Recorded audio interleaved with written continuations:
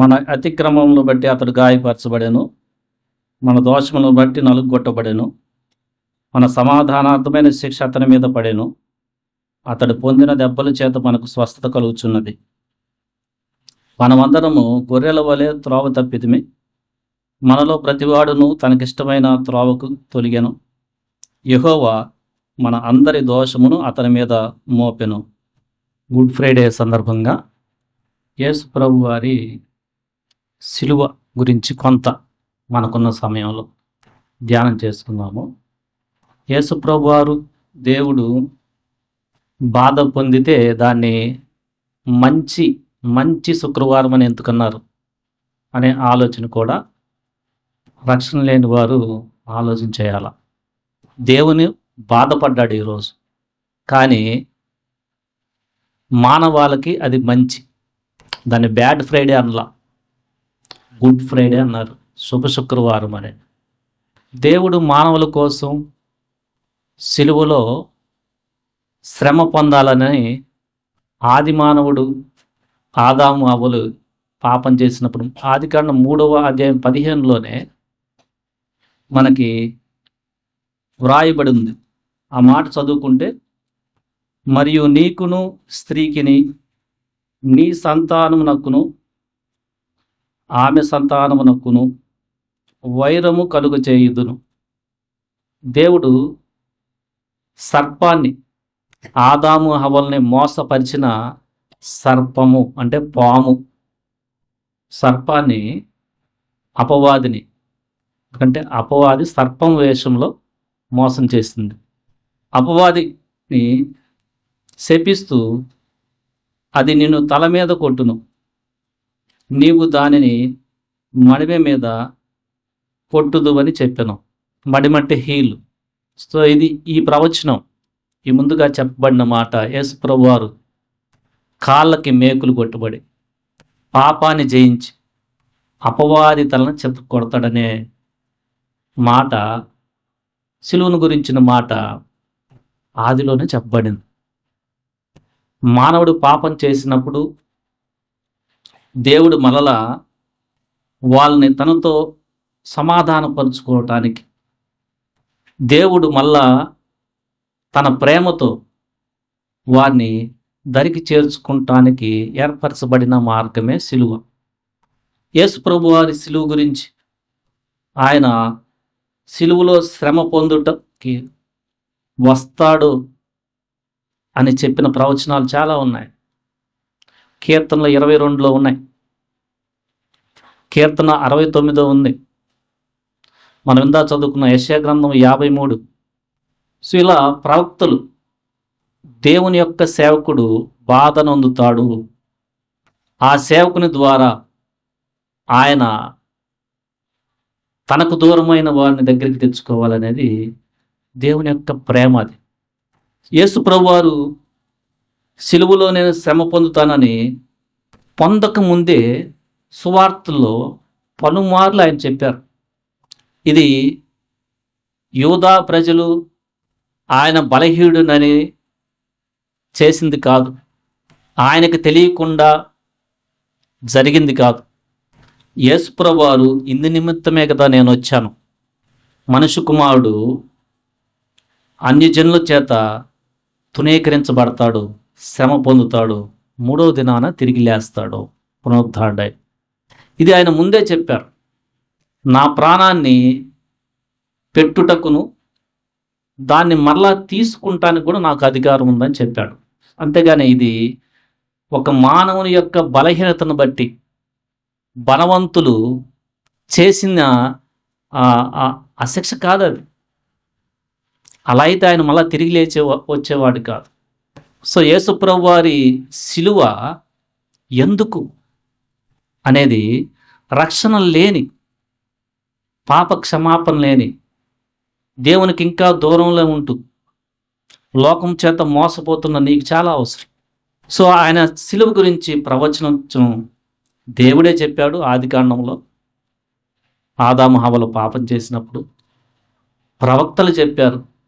యెషయా ప్రవక్త, దావీదు పలికాడు.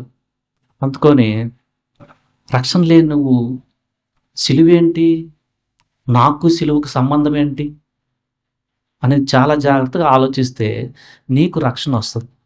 మనమందరము గొర్రెల వలె తప్పిపోతిమి. ఇందా చదివాం మనం. ప్రతి ఒక్కరూ, నేను, ప్రపంచంలో ప్రతి మానవుడు కూడా ఎవరి దారిన వాళ్ళు వెళ్ళిపోయారు. అయితే యెహోవా మన అందరి దోషమును ఆయన మీద మోపెను. సిలువలో ఏం జరిగిందంటే, మన యొక్క దోషాన్ని, మన అతిక్రమాలను బట్టి ఆయన గాయపరచబడ్డాడు. మన దోషాలను బట్టి నలుగుపట్టబడ్డాడు. మనలో సమాధానం లేదు. దేవునికి మనకి శత్రుత్వం ఉంది. ఆ సమాధానాన్ని ఏర్పరచటానికి ఆయన శిక్ష భరించాడు సిలువలో. యేసు ప్రభువారు ఆయన సిలువ కార్యానికి వెళ్ళేటప్పుడు దేవుని చిత్తములో ఆ సిలువ కార్యం ఉంది కాబట్టి యెషయా గ్రంథం 53:10 అతన్ని నలుగుగొట్టుటకు యెహోవాకు ఇష్టమాయెను. దేవుడే తన కుమారుణ్ణి సిలువలో నలుగుగొట్టడం మన పట్ల ఆయన ప్రేమ. యేసు ప్రభువారు ఆయన దేవుడై ఉండి ఘనత ప్రభావాలు కలిగి పరలోకంలో గొప్ప శక్తిమంతుడుగా దూతల చేత ఆరాధించబడుతూ ఉన్న ఆ దేవుడు మన నిమిత్తము స్వయంగా పెట్టాలి, సిలువలో ప్రాణం పెట్టాలి, పరిశుద్ధమైన రక్తాన్ని కార్చాలి అని వచ్చాడు ఆయన. ఆయన శ్రమ పొందుతానికే మానవునిగా ఈ లోకానికి వచ్చాడు. పరిశుద్ధమైన రక్తము అంటే దేవుని యొక్క రక్తము మన పాప క్షమాపణ, మన రోత హృదయాన్ని కడగటానికి అవసరం. అది పాపమున్న మనిషి రక్తం పెడితే మనకి క్షమాపణ లేదు. అందుకొని దేవుడే పాపం లేనివాడు, పాపరహితుడిగా కన్యకైన మరియ గర్భంలో జన్మించి పాపము లేనివాడిగా ఆయన జీవించి మౌనముగా సిలువలో కూడా ఏ పాపం కట్టం లేకుండా దౌర్జన్యాన్ని, తునీకారాన్ని, అపహాసాన్ని, నిందని ఆయన భరించాడు. సో సిలువలో దేవుని యొక్క శ్రమ, సిలువలో మానవునికి మేలు. అందుకనే ఇది మంచి శుక్రవారం మనకి. ఈరోజు కొంత సమయం యేసు ప్రభువారు పాపులమైన మన కోసం శరీరంలో ఎంత శ్రమ అనుభవించాడు, మానసికంగా ఎంత శ్రమ అనుభవించాడు అనేది మనం కొంచెం ధ్యానం చేద్దాం. యేసు ప్రభువారు సిలువ కార్యాన్ని గురించి 4 సువార్తల్లో కూడా రాశారు. అంటే ఆయన సిలువ కార్యం జరిగింది చరిత్రకారుడు కల్పితంగా రాసిన కథ కాదు. నలుగురు, ఇంకా చాలామంది రాశారు. కాకపోతే బైబిల్ గ్రంథంలో 4 రాసిన సువార్తలను మనకి ప్రజెంట్ చేశారు. వారు సాక్షులుగా ఉన్నారు. ఇంకా రాసిన వాళ్ళు కూడా ఉన్నారు, అవి పెట్టలేదు. సిలువ కార్యం అనేది జరిగింది క్రీస్తుకి పూర్వం.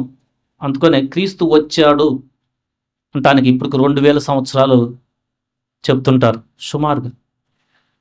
జరిగింది. సో యేసు ప్రభువారు సిలువ కార్యాన్ని చేస్తానికి గెత్సెమనే అనే తోటలో ప్రార్థన చేసుకుంటూ ఆయన నేను సిలువకు వెళ్ళాలి అని ప్రార్థన చేసుకున్నారు. ఆయన ఎంత వేదన పడ్డాడంటే, ఆయన మానవుడిగా ఉన్నాడు. మీరు అనుకోవచ్చు యేసు ప్రభువారు దేవుడు కాబట్టి ఆయన భరించాడని కాదు. అక్కడ దేవుడు కాబట్టి ఆయన అద్భుతాలు చేశాడు. సిలువ కార్యాన్ని ఆయన చేసింది మానవునికి. ఆయన కనికరపడి చనిపోయిన వారిని లేపటం దేవునిగా, శ్రమ పొందటం మానవునిగా చేశాడు. ఆయన కాబట్టి చేశాడు అనుకోవద్దు. ఎంత బాధపడ్డాడు నీకోసం, నా కోసం. అది నువ్వు ఆలోచిస్తే నీకు మంచి శుక్రవారం ఇది. నీ ఆత్మ పాతాళానికి వెళ్లకుండా నీ ఆత్మకి రక్షణ కలుగుతుంది. అందునిమిత్తమే ఆయన లోక పాపమును మోసుకొని పోవు దేవుని గొర్రెపిల్ల వలె వచ్చాడు. యేసు ప్రభువారు ప్రార్థన చేసుకుంటూ ఉంటే ఆయన శిష్యుల్లో చేసుకున్న తరువాత యూదా అనే ఆయన ఆయన అప్పచెప్పాడు. సో సిలువలో నమ్మక ద్రోహం ఉంటుంది. ఎవరన్నా మనల్ని నమ్మించి మోసం చేశారనుకో, మనం పడతామా? అలాంటి శత్రువుని ప్రేమిస్తామా? ప్రభు అన్నాడు, ఆ సందర్భంలో కూడా ఆయన్ని తిట్టలా. చెలికాడా అన్నాడు, స్నేహితుడా అన్నాడు. సో సిలువలో ఏముంటుందంటే నమ్మక ద్రోహాన్ని కూడా భరించే తత్వం ఉంటుంది. మనం జనరల్గా నమ్మక ద్రోహం జరుగుతుందనుకో, ఎన్ని పాపాలు చేస్తాం నోటితో, ఎంతనే, ఆయనలో పాపం లేదు. సో ఎలా ఆయన భరించాడు నమ్మక ద్రోహాన్ని? ఆ సందర్భంలో యేసుప్రభు వారి దగ్గర ఉన్న పేతురు వచ్చిన వాళ్ళు ప్రధాన సైనికుని చెవి నరికేశాడు. చూడండి ఎంత టెంపర్ అయిపోయాడో. ఆయన బోధ వింటూ 3 సంవత్సరాలు బోధ వింటున్న ఆయన వెంటనే కత్తి తీసుకొని నరికేశాడు. యేసుప్రభు వారు ఆ సమయంలో కూడా చెవి నరకబడిందని తీసి స్వస్థత అతికిచ్చాడు. సిలువలో ఏముంటుందంటే ప్రభు యొక్క సిలువలో శత్రువును ప్రేమించాడు. మనం జనరల్గా అలాంటప్పుడు గొడవ కూడా దిగుతాం కదా, ఈజీ కొట్టేయటమే. సో అది ఆయన బలహీనత కాదు, ఆయన బలహీనత కాదు. ఆయన చెప్తున్నారు, పేతురు ఏంటి ఈ పని చేసావు? నేను అడిగితే నా తండ్రి 12 వ్యూహాలు సేనాన్ని పంపడా? ఒక వ్యూహం అంటే సేనా వ్యూహం అంటే 6,000 అని రాశారు యోధులు, దోతలు పాత నిబంధనలో ఒక దోత 1,85,000 మందిని చంపినట్టు చూస్తున్నాం. పేతురు అన్నాడు, ఎందుకు కత్తిని తీసుకున్నావేంటి? కత్తిని తీసుకున్న వారు కత్తితోనే నశిస్తారు అని పక్కన పెట్టే కత్తి అని ఆయన స్వస్థపరిచాడు. ఆ తర్వాత మనం చూస్తే ఆయన చెప్తున్నారు, ప్రభు చెప్తున్నాడు, ఎన్ని బందుపోటు దొంగల్ని తీసుకెళ్తున్నట్టు వచ్చారంటే మీరు. ప్రతి దినము నేను దేవాలయంలో చెప్తా ఉన్నాను కదా నా తండ్రి మాటలు దేవుని రాజ్యాన్ని గురించి. అయినా మనిషి కుమారుడు ఇంటికే వచ్చాడు, లేఖనాల్లో చెప్పి నెరబడపడాలి కాబట్టి ఇది జరుగుతుంది అని చెప్పారు. శిష్యులు అందరూ కూడా పరిగెత్తారు. సిలువలో ఏముంటుందంటే ఒంటరితనం ఉంటుంది.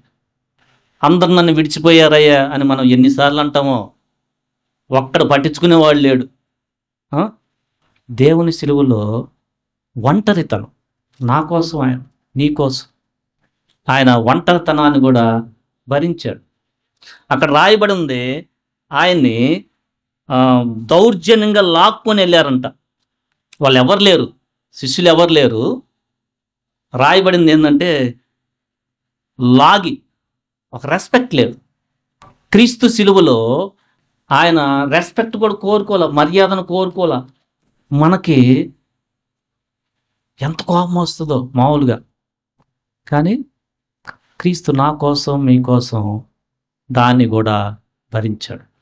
సో యేసుప్రభు వారిని ప్రధాన యాజకులు, ప్రజల పెద్దలు, శాస్త్రులు వీళ్ళు సైనికులను పంపించి దౌర్జన్యంతో గురువారము రాత్రి సమయాన తీసుకెళ్లారు. అంటే నిన్న అనుకోండి, ప్రధాన యాజకులు ఏ తప్పు చూపెట్టాలి ఈయన మీద, ఈయనకి మరణశిక్ష వేయాలంటే ఒక సాక్ష్యం ఉండాలిగా.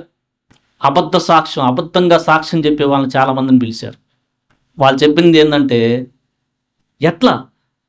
ఎలా ఈయన్ని ఇరికించి మరణానికి తగిన సాక్ష్యాన్ని వెతకాలని చూశారు. సో మన జీవితంలో అబద్ధ సాక్షులు ఉన్నారనుకో, మన గురించి తప్పుడుగా చెప్పారనుకో, మనం వెంటనే పాపం చేసేస్తాంగా. వెంటనే కోపము మనం భరించలేం. ఆ సమయంలో కూడా ఆయన నోరు తెరవల. దేవాలయాన్ని పడగొట్టి 3 దినాల్లో రాతితో కట్టబడిన దేవాలయాన్ని కడతానన్నాడు. ఈయన దేవదోషం చేశాడు అని తప్పు చూపెట్టబోయారు. అది మరణానికి సరిపోలే వాళ్ళకి సాక్ష్యం అంతా. చివరికి ప్రధాన యాజకుడు అడుగుతున్నాడు ఆయన్ని, నువ్వేనా క్రీస్తు అని చెప్తా ఉన్నావు, నువ్వేనా అన్నాడు. అప్పుడు ఆయన నోరు తెరిచాడు. సో దీన్ని బట్టి యేసుప్రభు వారు నోరు ఎప్పుడు తెరిచారో, ఏ విషయంలో సహించారు? ఆయన సత్యాన్ని చెప్పేటప్పుడు నోరు తెరిచాడు. ఇది మొదలుకొని మనుష్య కుమారుడు ఆకాశంలో మేఘారూఢుడై వచ్చుట, దూతతో వచ్చుట చూస్తారన్నాడు. ప్రధాన యాజకుడు అసలు బట్టలు చింపుకోకూడదు, ఆయన బట్టలు చింపుకున్నాడని రాశాం. ఇది సరిపోతలే సాక్ష్యం, దేవదోషం చేస్తున్నాడని ఇక అధికారి దగ్గరికి తీసుకెళ్లారు, పిలాతు. సో పిలాతు దగ్గరికి తీసుకెళ్లే వాళ్ళకి దాదాపుగా రోజు మారింది, అంటే శుక్రవారం ఉదయం అవుతా ఉంది.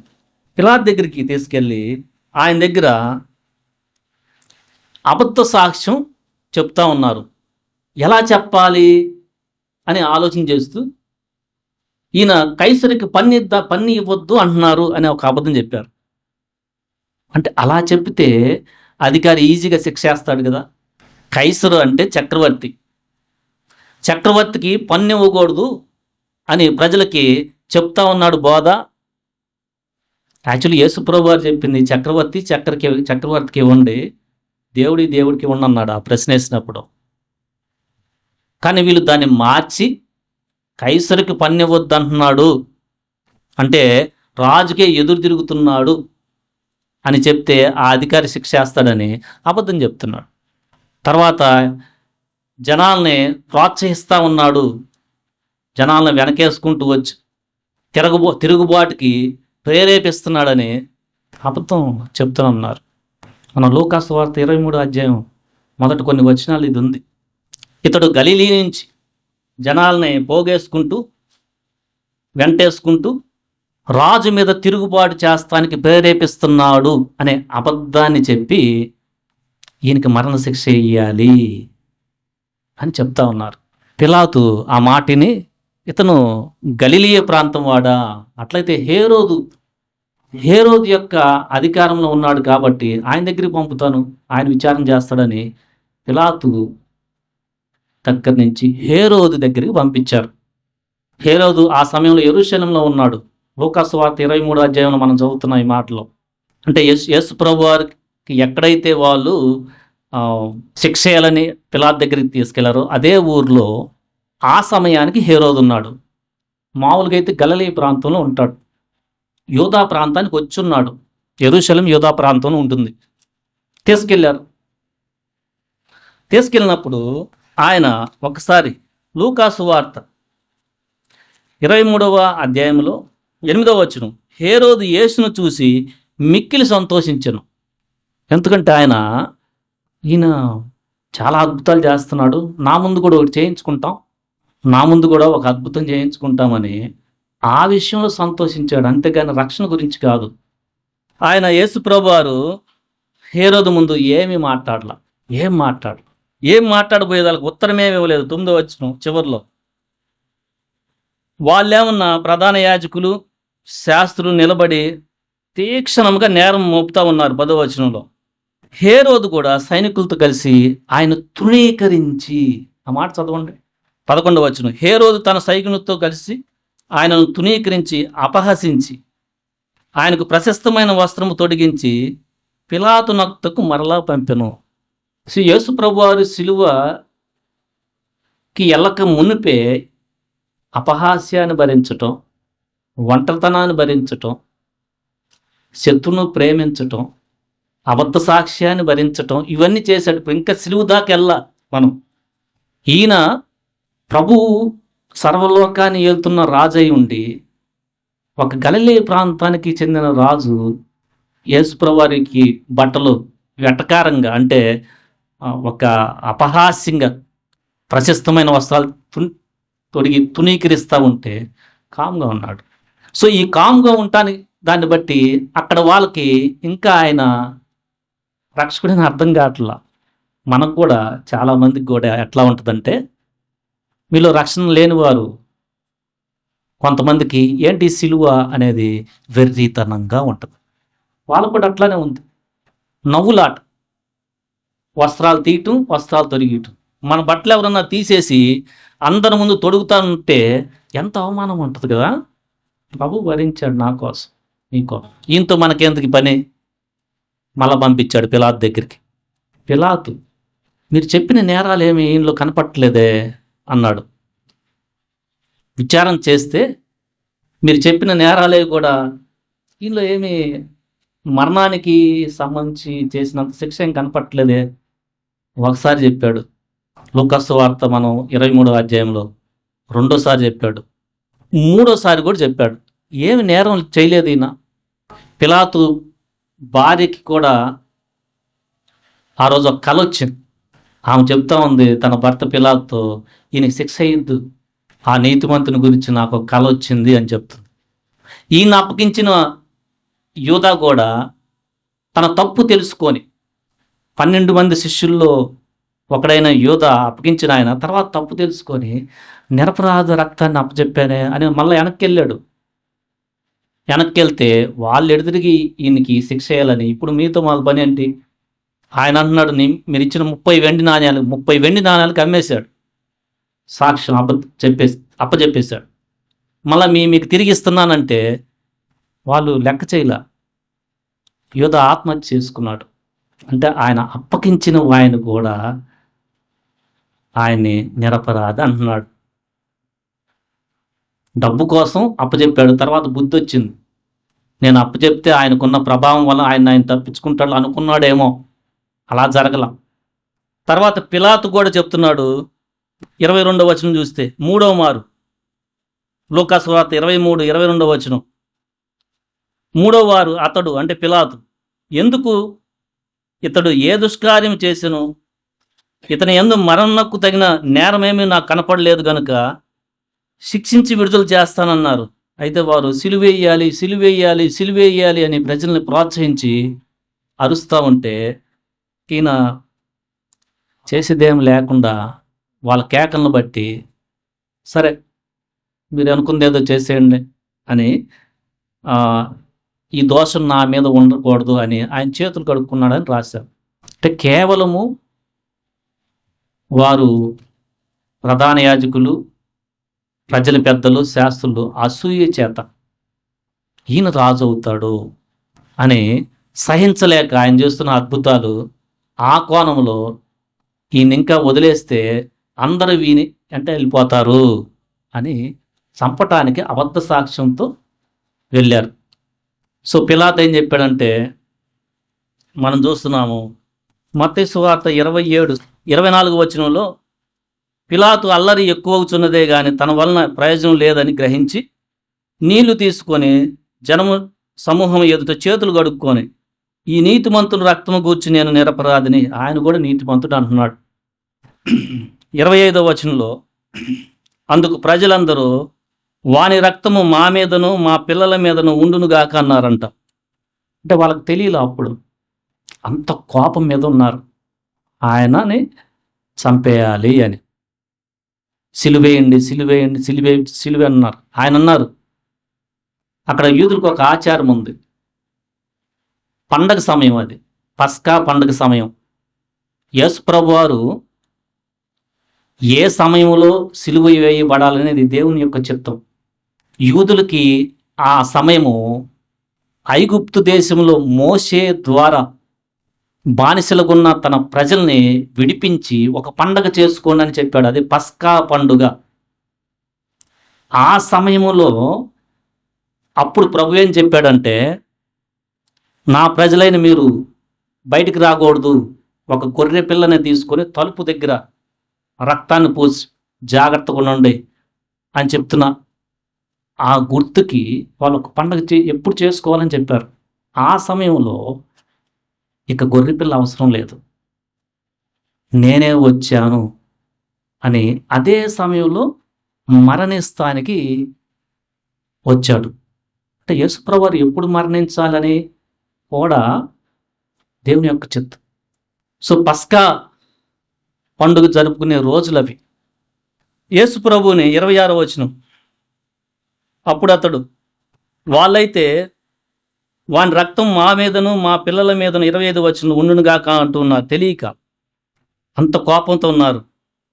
26వ వచనంలో, అప్పుడు అతడు అంటే పిలాతు వారు కోరినట్టు బరబ్బాని వారికి విడుదల చేసి, బరబ్బా ఒక అవకాశం ఇచ్చాడు. ఆ పండగ దినంలో ఒక బందిపోడు దొంగని విడిపించవచ్చు. బాగా నేరం చేసిన వారిని విడిపించమంటే వాళ్ళు విడిపించవచ్చు. పిలాతు యేసు ప్రభువారిని కాపాడటానికి ఇప్పుడు మీ రాజున, యూదుల రాజు అంటున్న ఈయన విడిపించమంటారా? నరహత్య నిమిత్తము, అల్లరి నిమిత్తము జైల్లో ఉన్న బరబ్బా అనే ఆయన విడిపించమంటారు అంటే వాళ్ళన్నారు పిలాతు అయితే యేసు ప్రభువారిని విడిపించమంటారేమో అనుకుంటే వాళ్ళు బందిపోడు దొంగనే విడిపించండి అన్నారు, ఈయన సిలువేయండి అన్నారు.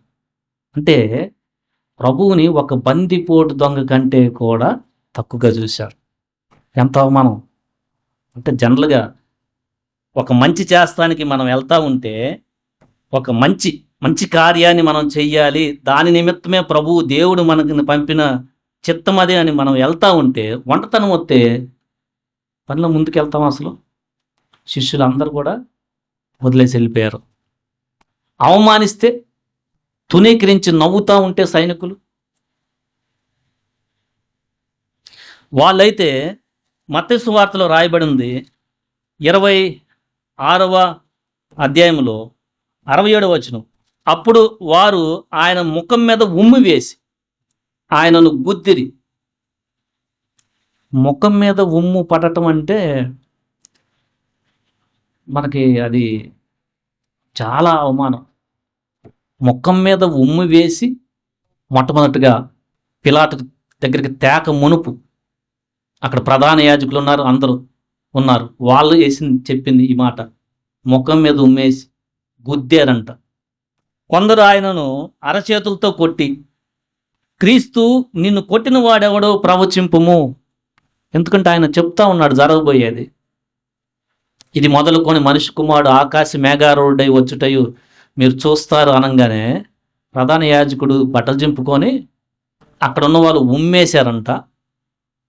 ఉమ్మేసి కొట్టి, నిన్ను కొట్టింది ఎవరు చెప్పుకో అన్నారంట. ప్రభు దాని గురించి కూడా నోరు తెరవల. తర్వాత మనం ఇక్కడ చూస్తే పిలాతు దగ్గరికి వచ్చినప్పుడు 26వ వచనంలో అతడు వారు కోరినట్టు బరబ్బాను వారికి విడుదల చేసి యేసును కొరడాలతో కొట్టించి సిలువ వేయని అప్పగించెను. ఇది చివరికి తీర్పు చెప్పాడు. నా వల్ల ఏమవట్లేదు, వీళ్ళు అరుస్తూ ఉన్నారు, సిలువేయండి సిలువేయండి సిలువేయండి. ఆయనకు తెలుస్తూ ఉంది అసూయ చేత, వాళ్ళకి నచ్చట్ల అసూయ చేత ఓర్చుకోలేక ఈయన చంపాలని అనుకుంటున్నారు అని తెలుస్తూ ఉన్నా ఏం చేయలేని పరిస్థితి. చివరికి ఆయన కూడా కొరడాలతో కొట్టించి సిలువ వేయండి అని తీర్పిచ్చేశాడు. సైనికులు కొరడాలతో కొడుతున్నారు. చరిత్రకారులు చెప్పేది ఏంటంటే రోమన్ సామ్రాజ్యంలో కొరడాలతో కొట్టే శిక్ష వల్ల సగం చచ్చిపోతారంట. యూదులైతే 1 తక్కువ 40 కొట్టిస్తారు, 39. వాళ్ళు అన్ని జనులు కదా, యేసుప్రభు అన్ని జనులకి అప్పచెప్పబడ్డాడు. కొరడాలతో కొట్టిస్తుంది రోమన్ సైనికులు.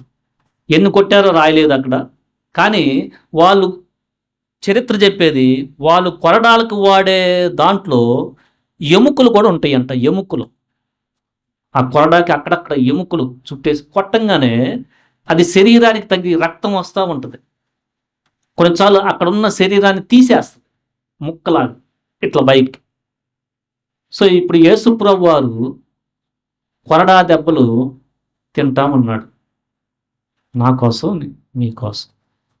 ఈ కొరడా దెబ్బలు తినే విషయంలో ప్యాషన్ ఆఫ్ ది క్రైస్ట్ అనే సినిమా తీసిన ఆ యాక్టర్ చెప్తాడు, ఆయనకు పొరపాటున అంటే యేసుప్రభు వారి వేషం ఆయన వేసాడు సినిమాలో, జిమ్ కార్వియల్ అని. ఆయన చెప్పిన సాక్ష్యం ఏంటంటే ఆ సినిమా చాలా కష్టపడుతున్నట్టుగా తీశాడు. యేసుప్రభు వారి వేషం వేసి ఆయన పొరపాటును తగిలిందంట ఒక కొరడా దెబ్బ.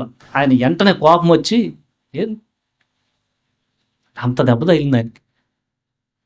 అప్పుడు ఆయన మనసు మారింది. ఓ ప్రభు, అప్పుడు దాకా ఆయన క్రీస్తునే అంగీకరించలా, ఎంత శిక్ష భరించాడా అని అప్పుడు ఆయనకి పశ్చాత్తాప హృదయం వచ్చింది. ఇక ఆయన సినిమాలో కెరీర్ పోద్దన్నా కూడా పక్కన పెట్టేసి, ఏంటంటే ఇలాంటి వేషాలు ఎత్తే మంచి మంచి హీరోలు ఇవ్వరు, ఆయన కూడా పక్కన పెట్టి క్రీస్తుని అంగీకరించాడు. ఆయన చెప్పిన సాక్ష్యం అది. సో రోమన్ సైనికులు కొరడాతో కొడతా ఉంటే ప్రభు యొక్క శరీరం దున్నబడింది అంటారు కదా, అంటే బ్లడ్ బాగా శిలువలో కారక మునిపే కొంత ఇక్కడ కూడా పరిశుద్ధమైన రక్తం చిందించబడింది. ఆ తర్వాత మనం మత్తయి సువార్తలో ఇప్పుడు ముండ్ల కిరీటాన్ని పెట్టారంట. మత్తయి సువార్త మనం కంటిన్యూ చేస్తే చదవండి, 27వ అధ్యాయం 27లో, అప్పుడు అధిపతి యొక్క సైనికులు యేసును అధికార మందిరంలోకి తీసుకుని పోయి, మత్తయి సువార్త 27:27 వచనం కూడా, ఆయన యొద్ద సైనికులనందరినీ సమకూర్చిరి. వారు ఆయన వస్త్రములు తీసి వేసి ఆయనకు ఎర్రని అంగీ తొడిగించి, ఈ వస్త్రాలు తీసేయటము, వేరే వస్త్రాలు తొడగటం, ఎంత అది అవమానంగా ఉంటుంది కదా. ఒకసారి మనం మెడిటేట్ చేస్తే మన బట్టలు ఎవరన్నా తీసేసి వాళ్ళు తొడిగిస్తుంటే నవ్వుతూ ఉంటే మనకి ఎంత కోపం వస్తుంది కదా. ప్రభు భరించాడు. యేసు ప్రభుని వారు నవ్వుతూ, నువ్వు రాజు అన్నావు కదా. ఇంకో చాట అయితే ఊదా రంగు వస్త్రం అని ఉంది. ఊదా రంగు వస్త్రం వచ్చి రాజుగా తొడుక్కొని వస్తారు. నవ్వుతా వీళ్ళు, ఆ రాజుకు ఒక కిరీటం ఉండాలి కదా అని ముండ్ల కిరీటాన్ని పెట్టి, నువ్వు క్రీస్తు అంటున్నావు, యూదులకు రాజు అన్నావు అని వాళ్ళు నవ్వుతూ ఏం చేస్తున్నారంటే, అది కూడా అన్యులు, రోమన్ సైనికులు, రాజుకు నీకు ఒక కిరీటం కావాలి కదా, రాజుకి బట్టలు కదా అని ఆయన బట్టలు లాగేస్తూ ఆయన ముందే ఆయనకి ముండ్ల కిరీటం పెట్టారని మనం చదువుతున్నాం. 29వ వచనం, ముండ్ల కిరీటం అల్లి ఆయన తలకు పెట్టి ఒక రెల్లు ఆయన కుడి చేతికిచ్చి ఆయన ఎదుట ఒకరు మోకాళ్ళుని మాక్ చేస్తున్నాడు, అపహాస్యం, నవ్వుతూ. మోకాళ్ళుని ఒక అతను యూదుల రాజా నీకు శుభమని చెప్పి నవ్వి అపహసించి ఉమ్మేసి, ఊహించండి ఇది ఎంత సిలువలో ఎంత నిందో, అది ఎంత అవమానమో, ఎంత అమర్యాద, ఎంత తునీకారం, ఎంత దౌర్జన్యమో.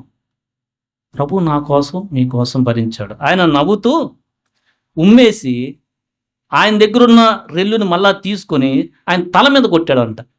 అసలే ముండ్ల కిరీటం అంటేనే గుచ్చుకుంటూ ఉంటుంది, మళ్ళా ఇంకోటి తీసి తల మీద కొడితే ఇంకా దిగుతుంది కదా, బ్లడ్ కారు ఉంటుంది కదా. దాన్ని కూడా ప్రభు భరించాడు. ఇక ఆయన అంగిని మళ్ళా ఆయనకి తొడిగించి 30 సిలువుకి తీసుకెళ్తున్నారు. చాలా భారంగా ఉంటుంది. ఇప్పుడు ఆయన ప్రభు ఏ పరిస్థితిలో ఉన్నారంటే, నవ్వులాట, అందరు నవ్వుతున్నారు. కొంతమంది బట్టి కొంచెం ఆయన వెంబడించే వాళ్ళు చూస్తూ ఉన్నారు. రోమన్ సైనికులు, పెద్ద పెద్ద అధికారులు, యూదా పెద్దలు, ప్రధాన యాజకులు, శాస్త్రులు అందరూ కూడా నవ్వుతూ ఉన్నారు. వస్త్రాలు తీయటం, వేయటం, శరీరానికి దెబ్బలు తగిలినాయి. చెప్పాం కదా, ఆ కొరడా తగిలినప్పుడు ఆ తోలు లేసి వస్తుందంట ముక్కలాగా.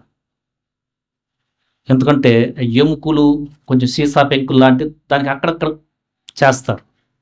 తలకి ముండ్ల కిరీటం, తల మీద కూడా కొట్టాడు ఒక ఆయన, మళ్ళీ ఉమ్మి. ఈ పరిస్థితిలో ఆయన సిలువ మోస్తున్నాడు. ఇంకా పూర్తిగా మరణం అవలా. ఈ పరిస్థితిలో ఆయన ప్రాంతం నుంచి ఊరి బయట సిలువేయాల, ఊరు బయట దాకా తీసుకెళ్ళాల, యెరూషలేము ఊరు బయట మోస్తూ ఉంటే మధ్యలో ఆయనకి ఒక ఆయన హెల్ప్ చేస్తున్నాడు. ఆ వివరం కూడా రాశారు కొంత సమయం, కురేనీయుడైన సీమోన్ అని. ఈ మధ్యలో అందరూ కొంతమంది ఆయన ప్రేమించిన వారు రొమ్ము కొట్టుకుంటూ ఉన్నారు, స్త్రీలు ఏడుస్తూ, నా కోసం ఏడవద్దు, మీకోసం మీ పిల్లల కోసం ఏడవండి అన్నాడు. రేపు వచ్చే భయంకరమైన సిచ్యువేషన్స్ అలా వస్తాయి, నా కోసం ఏడవద్దు, నేను వచ్చింది నా పని నిమిత్తం వచ్చాను, మీ పిల్లల కోసం మీకోసం ఏడవండి అని చెప్పాడు. రక్షణ లేకపోతే ఇప్పుడు మీరు వింటుంది ప్రభు ఏంటి, ఆయన కోసం ఏడుస్తూ కలిగేది మీకేంటంటే పశ్చాత్తాపం కలగాల. ఇప్పుడు ప్రభు గురించి ఏడవటం కాదు, నీ పాపం గురించి ఏడు, అది ఇంపార్టెంట్. ఎందుకు వింటున్నావంటే నీ పాపము నిమిత్తము ఆయన చేశాడు. ఆయన దృఢ నిశ్చయుడై ఇదంతా కూడా భరిస్తున్నాడు. నీవు పశ్చాత్తాపడితే ప్రభువుకు సంతోషం. ఆ తర్వాత ముందుకెళ్తే సిలువేసే ప్రాంతంలోకి తీసుకెళ్లారు. ఇద్దరు బందిపోటు దొంగల్ని ఆయన పక్కన పెట్టారు. మధ్యలో ఈయనున్నాడు. యేసు ప్రభువారి పక్కన ఇద్దరు బందిపోటు దొంగలను కూడా సిలువేశారు. వాళ్ళు నేరం చేశారు.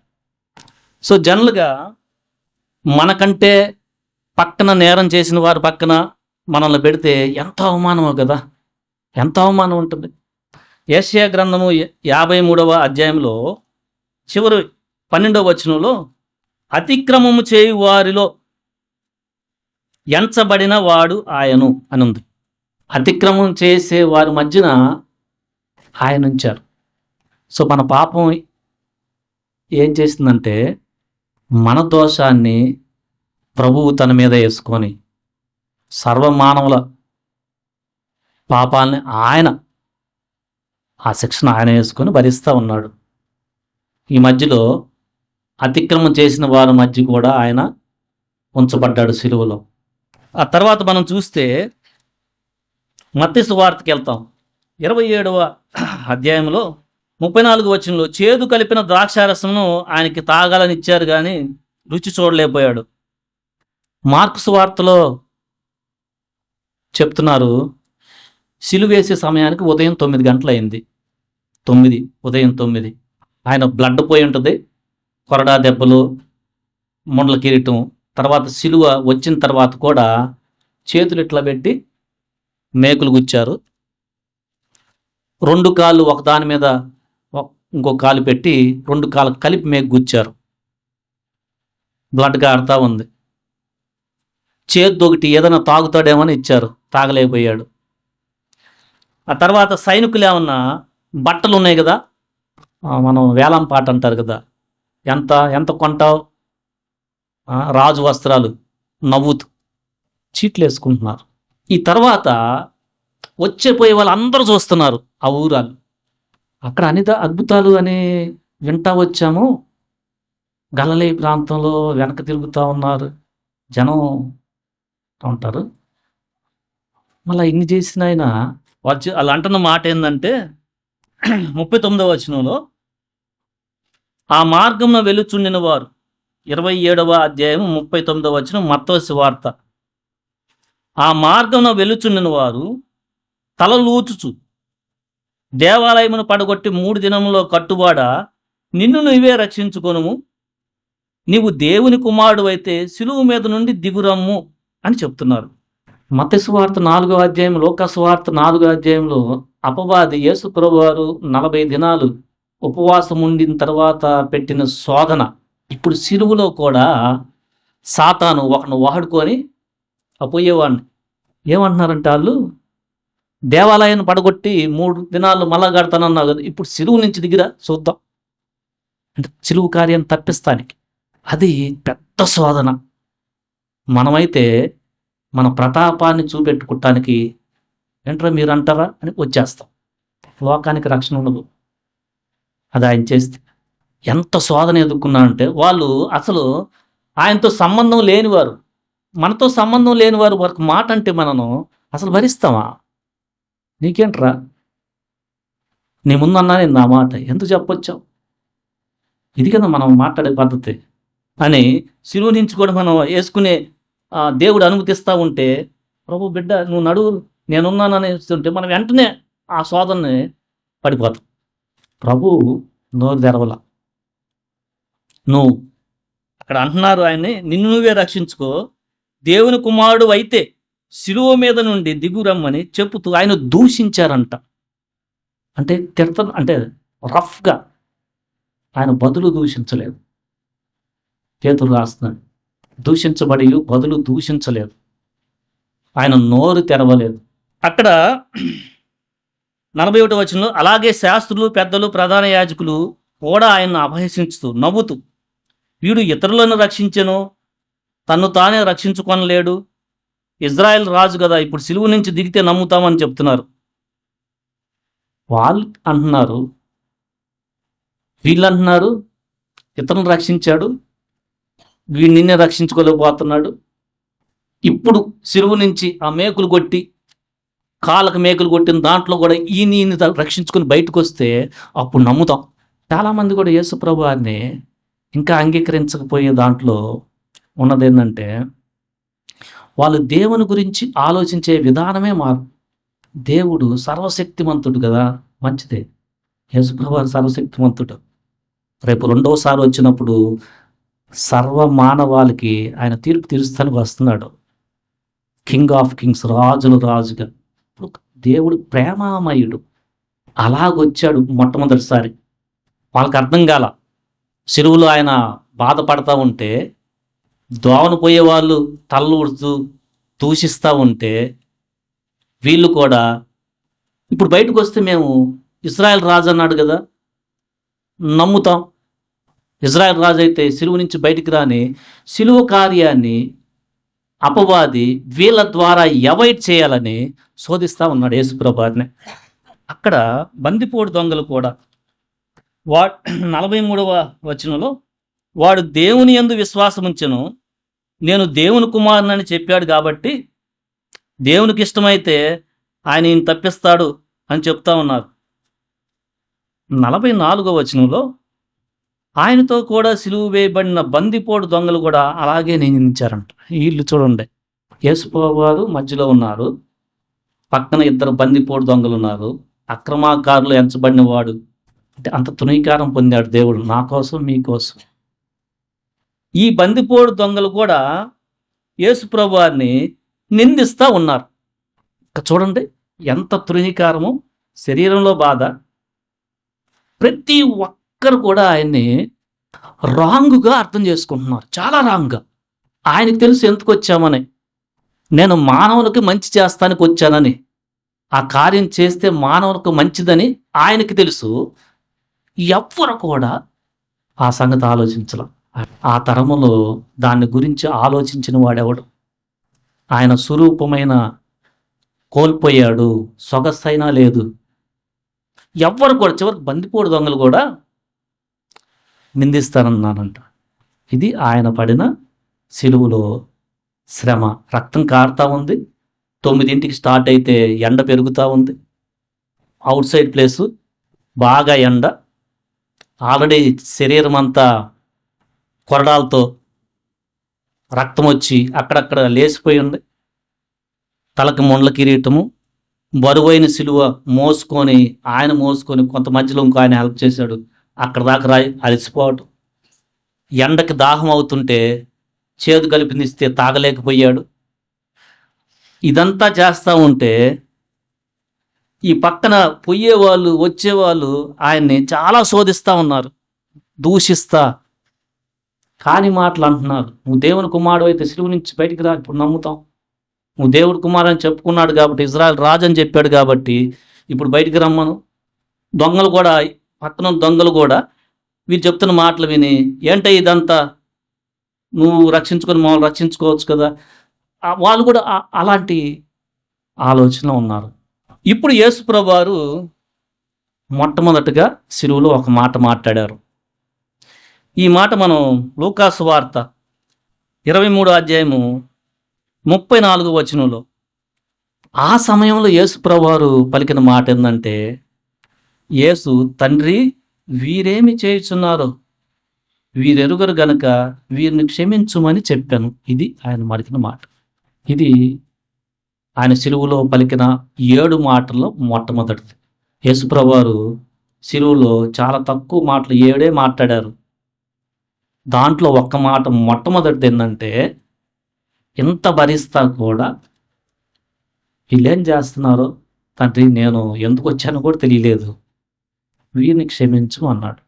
ఆ క్షమించమన్న మాట మేబీ దూరం వాళ్ళకి వినపడుతుందో లేదో, ఎందుకంటే ఆయన అంత లౌడ్గా అనలేడేమో. శరీరంలో ఆ బాధ ఉండి ఈ పక్కనున్న ఇద్దరు బందిపోటు దొంగలు వింటూ ఉన్నారు, ఎందుకంటే పక్కన వాళ్ళకి వినపడుతుంది. విని ఇద్దరు 2 విధాలుగా ఆలోచించారు. మనకి ఈ విషయం 2వ మాట కింద లూకాసు వార్త 23వ అధ్యాయంలో ఇది 2వ మాట. ఏంటంటే అక్కడ సిచ్యువేషను 39వ వచనంలో, వేలాడబడిన ఆ నేరస్తులో ఒకడు ఆయనను దూషించుచు. ఈ మాట మాట్లాడినా కూడా ఒకని యొక్క మనస్సు ఇంకా పశ్చాత్తాపడలా, ఒక హృదయం ఇంకా దూషిస్తానే ఉన్నాడు. అంత కఠినంగా ఉంది ఒక హృదయం. నీవు క్రీస్తువు కదా, నిన్ను నువ్వు రక్షించుకొని మమ్మను కూడా రక్షించుమని చెప్పాడు. ఒక బందిపోడు దొంగ ఏమంటున్నాడంటే, యేసుప్రభువారు మాట్లాడుతున్నారు, ఈయన క్షమించంటే అప్పుడు కూడా ఆయనకి పశ్చాత్తాపం, ఆ హృదయంలో మార్పు కలగకుండా, నువ్వు క్రీస్తువు కదా, నిన్ను నువ్వు రక్షించుకొని మామూలు కూడా రక్షించు అంటున్నాడు. ఇంకొక ఆయనకి పశ్చాత్తాపం వచ్చింది. 40 వచనం. రెండో వాడు వాణ్ణి గద్దించి, నీవు అదే శిక్షా విధిలో ఉన్నావు కదా, దేవునికి భయపడవా? ఈయనకి దేవుని భయం వచ్చింది కొంచెం. యేసుప్రభువారు ఫస్ట్ ఈయన కూడా దూషించాడు. మత్తయి సువార్త ఇందాక చదివిన దాంట్లో ఆ ఇద్దరు బందిపోడు దొంగలు కూడా దూషించారు ఫస్ట్. అయితే ఆ సమయంలో కూడా ప్రభు క్షమించమంటున్నాడేంటి అని, ఈయన దేవుని కుమారుడే, దేవుని యొక్క ప్రేమ అని ఆయనకి తాకి దేవుని భయం వచ్చింది ఆయనకి.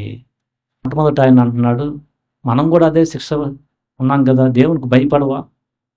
ఆయన ఏం పాపం చేయలేదు. మనమైతే మనం చేసిన దాన్ని బట్టి న్యాయమే భరించటం, ఆయనే తప్పిదం చేయలేదని 41వ వచనంలో చెప్తున్నాడు. ఒక మాట అడిగాడు, క్షమించని. 42వ వచనంలో ఆయనను చూచి, యేసు, నీవు నీ రాజ్యములోనికి వచ్చినప్పుడు నన్ను జ్ఞాపకము చేసుకొనుము అంటే, యేసు ప్రభువారు ఇప్పుడు రెండో మాట పలికారు. 43. అందుకు ఆయన వానితో, నేడు నీవు నాతో కూడా పరదైసులో ఉందువని నిశ్చయముగా నీతో చెప్పుచున్నా అన్నాడు. సిలువలో ఎంతో బాధ భరిస్తా, అదే మనిషి దానికి ముందు కొంత సమయము అందరితో పాటు నవ్వుతా హేళన చేసిన ఆయన, యేసుప్రభువారు మొట్టమొదటి మాట, తండ్రి వీరేమి చేయుచున్నారో వీరికి తెలియక చేస్తున్నారు, క్షమించనంగానే ఆ మారిన వ్యక్తి ప్రభువుని అడుగుతున్నాడు, నన్ను కూడా నీ రాజ్యంలో చేర్చుకో అంటే రెండో మాట నోరెత్తాడు ఆయన. ఎంత అలసిపోయి ఉంటాడో అప్పటికి. నిశ్చయంగా నాతో పాటు నువ్వు పరదేశంలో ఉంటావు అన్నాడు, స్వర్గంలో. ఇక్కడ మీరు వాక్యం అంటే మీరు రెండో బందిపోడు దొంగలాగా ఉంటే మీకు రక్షణ వస్తుంది. చాలా జాగ్రత్త. ఈరోజు మనం ప్రభు ఎందుకు సిలువలో ప్రాణం పెట్టాడంటే ఆయన బలహీనత కాదు, ఆయన రక్షించుకో, మామూలు కూడా రక్షించు అని వాళ్ళు ఆలోచిస్తున్నట్టు ఆయన బలహీనుడు కాదు. నీ కోసం సిలువలో పరిశుద్ధమైన రక్తాన్ని కార్చాడు. నువ్వు ఇప్పుడు దాకా ఆ బందిపోడు దొంగలాగా నీ జీవితంలో ఎన్నో పాపాలు చేసి ఉండొచ్చు. ఆయనైతే బందిపోడు, ఆయనకున్న దాంట్లో జీవితంలో అటుకు పడిపోయాడు ఆయన. నీ జీవితంలో నోటి ద్వారా అబద్ధాలు, ధనము, చూడలేనితనం, అనవసరంగా వేరే వాళ్ళు జోక్యం చేసుకుని అనటం, ఎన్ని పాపాలు ఉన్నాయో నువ్వు ఒప్పుకుంటే ప్రభు నిన్ను క్షమిస్తాడు. ఆ తర్వాత మూడో మాట మనం యోహాను సువార్తలో 19వ అధ్యాయంలో ఈ లేఖన భాగం ఉంటుంది. మూడో మాట, యేసుప్రభువారు సిలువైనప్పుడు వేయబడినప్పుడు 25వ వచనం, 19:25లో యోహాను సువార్త. ఆయన తల్లి ఉన్నారు, ఆయన తల్లి సహోదరి ఉన్నారు, క్లోపా భార్య అయిన మరియా, మగ్దలేని మరియా. యేసుప్రభువారు సిలువ వద్ద నిల్చొని ఉన్నారు. యేసుప్రభువారు మూడో మాట కింద 26-27 వచనాలు, తన తల్లియు తాను ప్రేమించిన శిష్యుడు దగ్గర నుంచి ఉండుట చూచి, అమ్మా ఇదిగో నీ కుమారుడు అని తన తల్లితో చెప్పాను. తర్వాత శిష్యుని చూచి, ఇదిగో నీ తల్లి అని చెప్పాను. ఆ గడి నుంచి ఆ శిష్యుడు ఆమెను తన ఇంట చేర్చుకున్నాను. యేసు ప్రభువారు పెద్ద ఆయన ఇంట్లో 30 సంవత్సరాలు ఆయన చెక్క పని చేసేవాడు, కార్పెంటర్. దేవుని యొక్క చిత్తాన్ని బట్టి 30 సంవత్సరాల నుంచి సిలువ కార్యం, ఇకప్పుడు దేవుని రాజ్యాన్ని బోధిస్తూ సిలువ అప్పచెప్పాడుతూ ఉన్నాడు. బట్ ఆయన కుటుంబ బాధ్యత వదల్ల. ఆ సమయంలో కూడా ఆయన చెప్తున్నాడు, వాళ్ళ అమ్మ ముందు కనిపిస్తూ ఉంది. యేసుప్రభువారి శిష్యుల్లో ప్రియ శిష్యుడు ఒక ఆయన ఉన్నాడు. ఆయన ఆ ఆ సువార్త రాసిన యోహానే చిన్నాడు. అమ్మా ఇదిగో నీ కుమారుడు, ఇక నుంచి ఈయన నిన్ను చూసుకుంటాడు అన్నాడు. సో మనం తెలుసుకున్న దేవుడికి కుటుంబ బాధ్యత కూడా చాలా ఇంపార్టెంట్. అది ఆయన పలికిన మూడవ మాట. ఆ నాలుగవ మాట కింద మత్తయి సువార్త 27వ అధ్యాయంలో ఇప్పుడు సమయం ఎంతయిందంటే 45 వచనంలో మధ్యాహ్నము మొదలుకొని 3 గంటల వరకు ఆ దేశమంతటా చీకటి కమ్మెను. మత్తయి సువార్త 27:45 వచనం ఏముందంటే మధ్యాహ్నం మొదలుకొని అంటే 9 నుంచి ఇప్పుడు ఎండ మధ్యాహ్నం అయింది. ఆ సమయంలో మధ్యాహ్నం తర్వాత మిగతా సమయం అంతా చీకటి అయిందంట. అంటే ప్రకృతి కూడా ప్రభు కార్యాన్ని బట్టి దేవుడు చేసిన సృష్టి కూడా స్పందిస్తూ ఉంది. చీకటి అయిపోయింది అక్కడ. ఆ సమయంలో ఇక దగ్గరికి వచ్చేస్తుంది. ఎందుకంటే రక్తం మొత్తం కారిపోతూ ఉంది.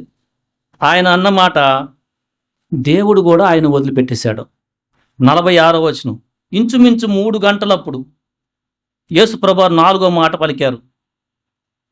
యేసు ఏలి ఏలి లామా సబక్తాని అని బిగ్గరగా కేకవేశాను. ఆ మాటకు నా దేవా నా దేవా నన్నెందుకు చేయి విడిచితివని అర్థము. కీర్తనలు 22వ అధ్యాయం మొదటి మాట ఈ మాటే.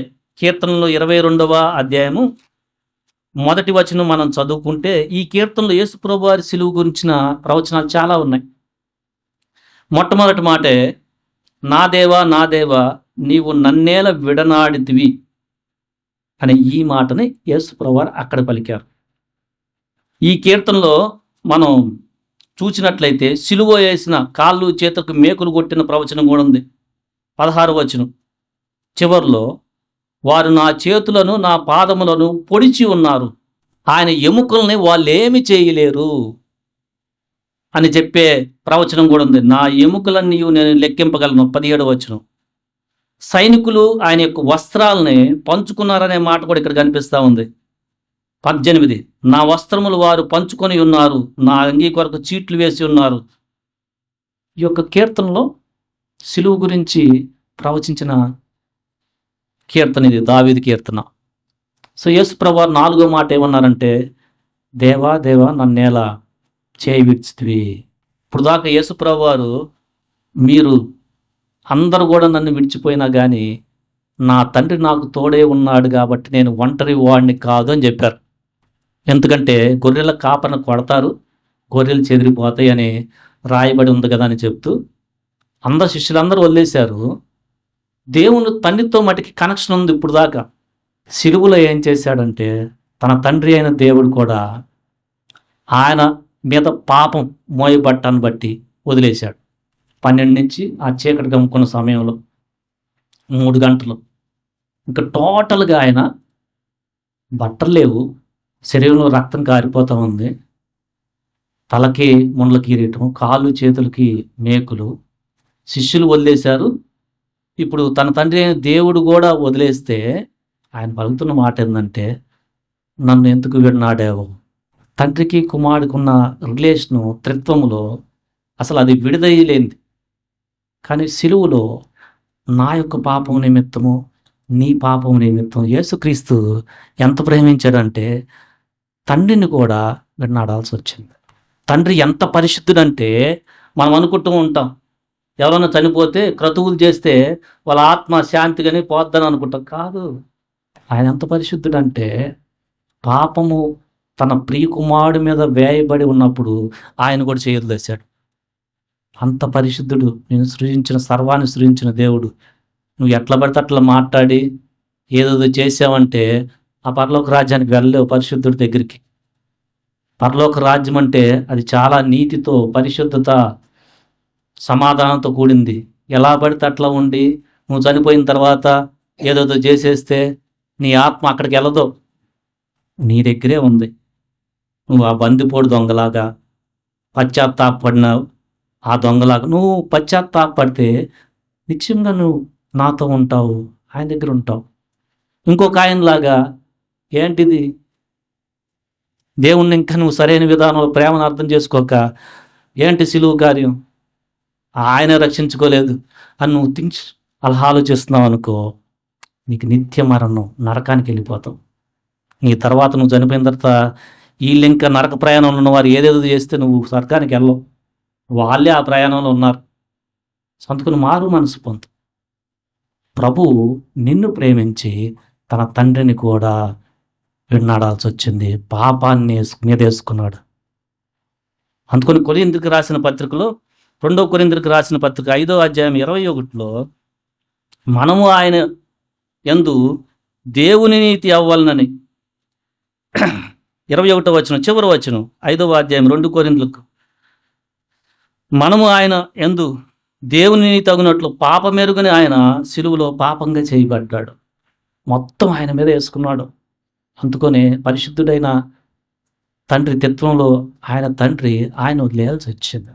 మధ్యాహ్నం 12 గంటల నుంచి 3 గంటల దాకా చివరికి ఎవ్వరు లేరు, శిష్యులు లేరు, ఆయనకి సపోర్ట్ చేసేవాళ్ళు. చివరికి తండ్రి అయిన దేవుడు కూడా వదిలేస్తే ఆయన అంటున్నాడు, ఏలి ఏలి లామా సబక్తా అని ఆయన అరమాయిక్ భాష మాట్లాడతారు ప్రభు.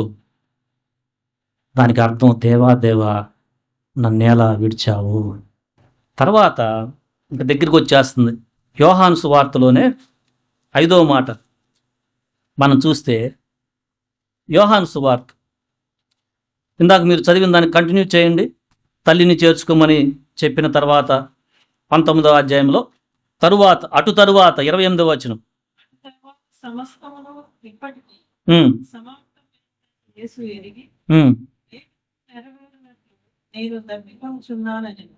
ఇది ఇక్కడ ఒక లేఖనం ఉంది.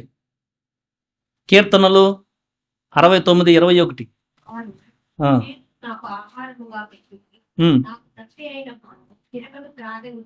ఇది ఈ కీర్తనలో కూడా సిలువలో ఆయన చేయబోయే దాని గురించి, ఆయన జీవితాన్ని గురించి రాయబడి ఉంది.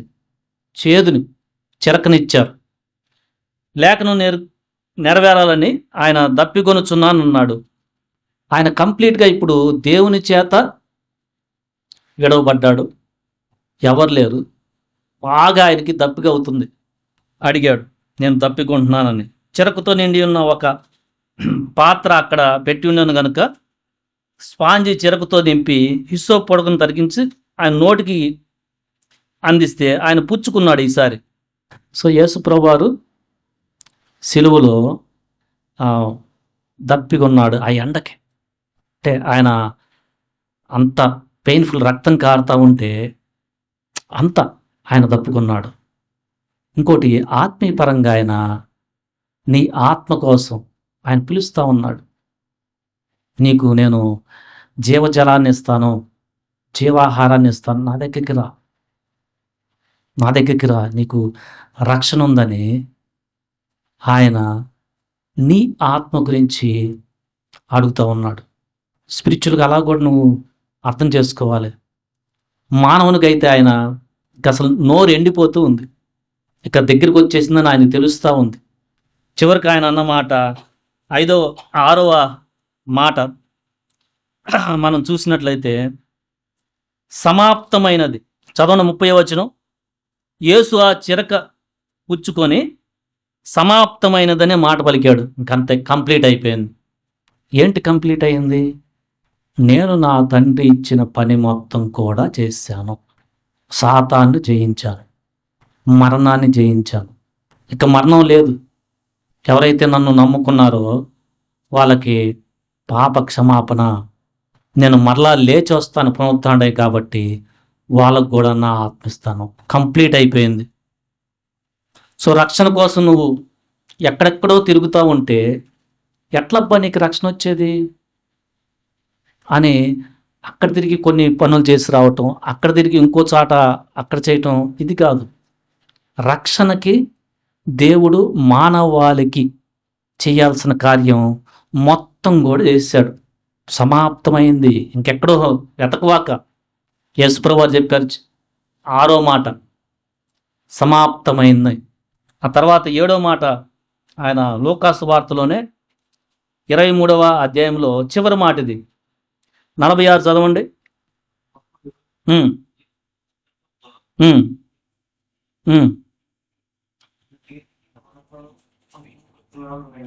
ఇది చివరిగా పలికింది. సమాప్తమైంది అని చెప్పాడు రక్షణ గురించి. పెద్ద కేకేసి, తండ్రి నా ఆత్మని నీకు అప్పచెప్తా ఉన్నాను అని ఇచ్చేశాడు. సో యేసుప్రభు వారు తండ్రి ఇచ్చిన కార్యాన్ని, సిలువు కార్యాన్ని, రక్షణ కార్యాన్ని సిలువలో మొత్తం చేశాడు. నా జాబ్ అయిపోయింది అని తండ్రికి తన ఆత్మని అప్పచెప్పేశాడు. ఆయన చనిపోయిన తర్వాత కొన్ని అద్భుతాలు జరిగినాయి. మనం ఇందాక చూసాం. ఒకటి, సిలువలో ఆయన ఉన్న లాస్ట్ 3 గంటలు ఆయన తండ్రిని విడిచేసిన ఆ సమయంలో మొత్తం చీకటి గమ్మారు.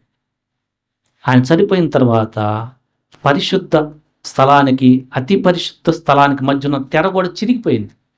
అప్పుడు దాకా దేవాలయంలో పరిశుద్ధ స్థలంలో యాజకులు సేవ చేస్తూ ఉంటారు. ప్రధాన యాజకుడు అతి పరిశుద్ధ స్థలంలోకి సంవత్సరానికి ఒకసారి వెళ్తాడు.